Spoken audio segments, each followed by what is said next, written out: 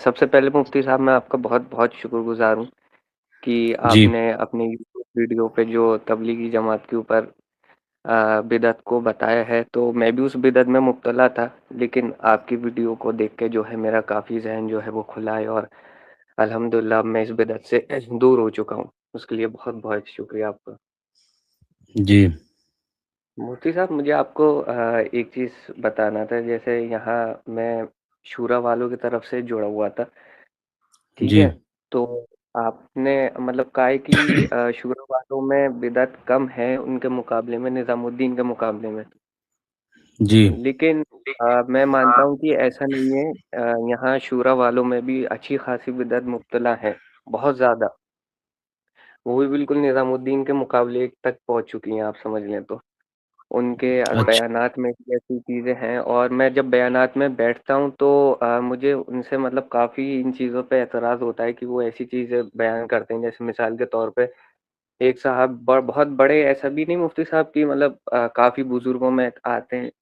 تو وہ یہ کہہ رہے تھے کہ جو فضائل اعمال میں غلطیاں نکالتا ہے وہ اس کو علم کا عین بھی نہیں معلوم ہے، یا وہ جو علماء کرام اس فضائل اعمال کے لیے غلطیاں نکالے گا اس کو کچھ بھی نہیں معلوم اس کے بارے میں کہ کتنی قربانیوں سے لکھی گئی ہے، یا اس طریقے سے اچھا جملے استعمال کرتے ہیں کہ اس کو جو جنہوں نے کتاب لکھی ہے مولانا زکریا صاحب، آپ ان کی جی زندگی دیکھیں، آپ کو 10 زندگیاں لگ جائیں گی ان کی زندگیاں پڑھنے میں۔ تو میں یہ سوچا تھا اگر ان کی زندگی پڑھنے میں 10 زندگیاں لگیں گی تو اللہ کے رسول صلی اللہ علیہ وسلم جو اتنا اونچا ہے جن کا مقام، ان کی زندگی پڑھنے میں پھر کتنی زندگیاں لگ جائیں گی؟ تو اس طریقے سے جی بیانات ہیں، تو آپ سے میں پوچھنا چاہ رہا تھا کہ اگر ایسے بیانات ہیں تو پھر ایسے بیانات سننا ہم لوگوں کے لیے جائز ہے یا پھر نہیں؟ دیکھیے، شورا والوں کے اندر جو ہے نا، نظام الدین والوں کی بنسبت جو ہے نا کچھ تھوڑا بہت اعتدال ہے، ٹھیک ہے، جی ٹھیک ہے، وہاں پر بھی غلو ہے، اور وہاں پر بھی وہ قتال وغیرہ کی آیتوں کو اپنے کام کے اوپر فٹ کرتے ہیں، اور بھی دوسری کچھ ایسی چیزیں ہیں جو قابل اشکال اور قابل اعتراض ہے۔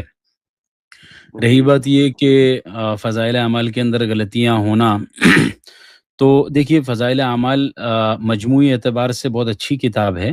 البتہ کچھ روایات ایسی ہے جو موضوعات کی قبیل سے ہیں، جو فضائل اعمال کے اندر آ گئی ہے، تو وہ ایسے تو بہت دوسری کتابوں کے اندر بھی آ گئی ہے، ٹھیک ہے، تو اس کی وجہ سے ہم یہ نہیں کہہ سکتے کہ فضائل اعمال بالکل جو ہے نا غلط کتاب ہے۔ موضوع روایت تو اور بھی بہت ساری کتابوں کے اندر، ابن ماجہ جو ہے حدیث کی صحاح ستہ میں کتاب ہے، اس میں بھی موضوع روایت ہے، تو اس کی وجہ سے پوری کی پوری ابن ماجہ کو ہم چھوڑ نہیں دیتے ہیں، جو روایت موضوعات ہیں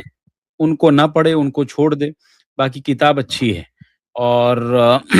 جو جہاں پر غلو ہے، غلو والی باتیں جو ہے نا، جو غلو والی باتیں جو لوگ کر رہے ہیں ان کے ساتھ میں نہیں بیٹھنا چاہیے۔ مسئلہ یہ ہے کہ ابھی ہمیں چاہیے کہ علماء کے ساتھ میں ہم جڑ کر کام کریں، جو معتدل مزاج جو علماء ہیں، اور وہ جس طریقے سے بھی تبلیغ کر رہے ہیں، لوگوں کو دین کی طرف بلا رہے ہیں، ان کے ساتھ میں جڑ کر انشاءاللہ کام کرنا چاہیے، یا ان کے ساتھ میں نہ بھی جڑے تو ان سے پوچھ کر ان کی ماتحتی میں رہ کر کریں کہ ہم یہ کرنا چاہ رہے ہیں، کیا یہ درست ہے؟ جو علماء دارالفتاؤں سے جڑے ہوئے ہیں، جو معتدل مزاج ہے، جو تبلیغی جماعت میں لگے ہوئے نہ ہوں،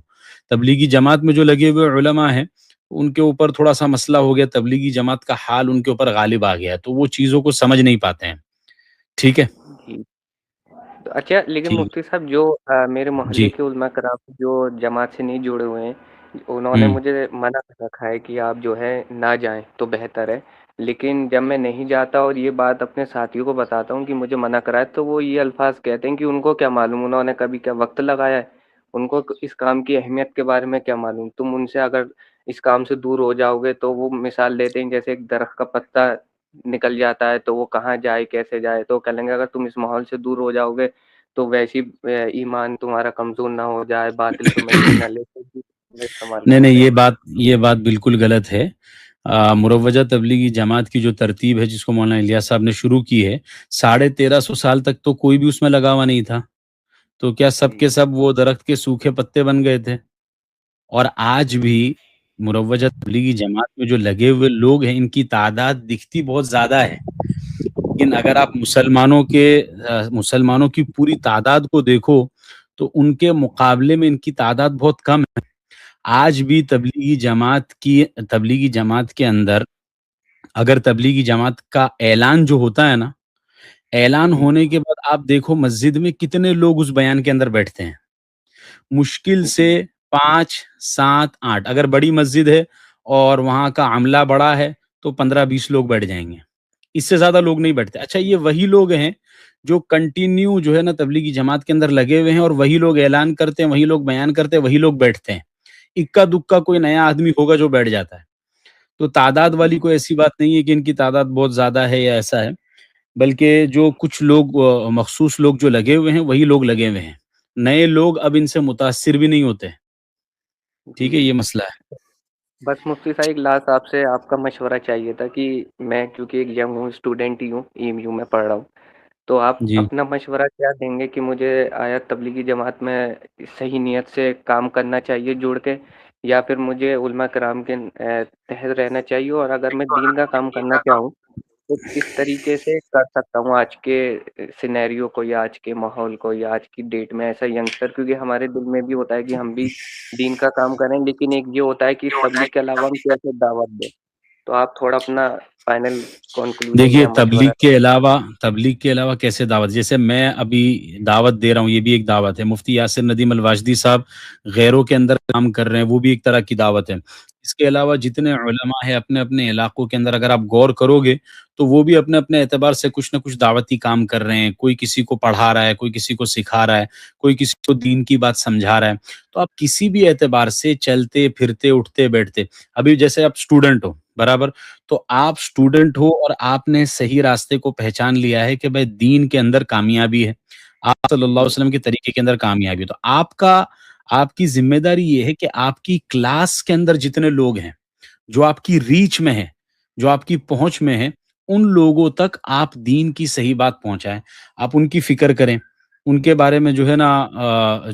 اللہ تعالیٰ سے دعا بھی مانگے، اور ان کو دین کی دعوت دیتے رہے، دین کے قریب لانے کی کوشش کریں۔ ان میں آپ دیکھیں کہ کتنے لوگ ایسے ہیں جو نماز چھوڑ دیتے ہیں، نماز کی فکر نہیں کر رہے، تو ان کو نماز کی دعوت دیں کہ بھائی نماز کے بارے میں تو یہ ہے کہ نماز دین کا ستون ہے، تو جو نماز کے متعلق جو آپ نے حدیثیں پڑھی ہے یا حدیثیں سنی ہے، چاہے منتخب حدیث میں سنی ہو، فضائل اعمال میں سنی ہو، وہ روایت آپ ان کو بتائیں، تو اس طرح سے آپ پرسنلی لوگوں کو دعوت دے سکتے ہیں۔ پھر آپ کے پڑوسی ہیں، پڑوسی کو دعوت دیں، ہے نا، آپ کے گھر والے ہیں، گھر والوں کو دعوت دیں، گھر کے اندر تعلیم کریں، گھر کے اندر جی، جی، تعلیم کا حلقہ قائم کرے، گھر کے اندر احادیث کی کتابیں پڑھے، چاہے کوئی بھی پڑھے، ریاض الصالحین ہو، منتخب احادیث ہو، فضائل اعمال ہو، اس میں کوئی مسئلہ نہیں ہے، لیکن اس طریقے سے آپ دعوت دے سکتے ہیں۔ اور دوسری بات امپورٹنٹ یہ ہے کہ علماء کی نگرانی میں رہ کر کریں، ٹھیک ہے؟ جی، اپنے آپ کو ہم جو ہے نا خود مختار نہ سمجھے کہ میں اپنے اعتبار سے کروں گا، اپنے اعتبار سے کرنے کے لیے جائیں گے تو اس میں بہت ساری غلطیاں ہو سکتی ہیں۔ جی، جی، ٹھیک ہے طه بھائی، بہت بہت شکریہ مفتی صاحب، جی، جزاک اللہ، السلام شکریہ، علیکم۔ وعلیکم السلام۔